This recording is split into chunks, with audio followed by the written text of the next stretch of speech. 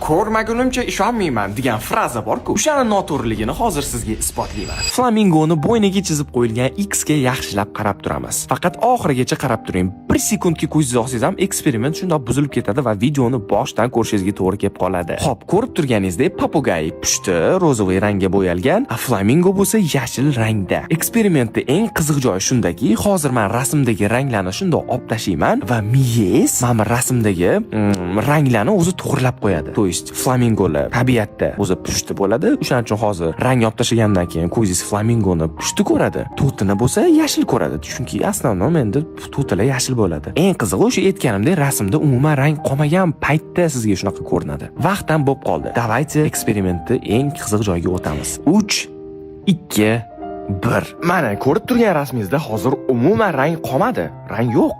Lekin miyachingizni o'zi shu rasmni rangga to'ldirib qo'yapti. Agar bu gipnozchamiz ishlagan bo'lsa, like-ga shundoq qizartirib qo'yasiz va albatta Sardor Shtaynga bundan ham qiziqroq videolar uchun podpiska tashlab qo'yasiz.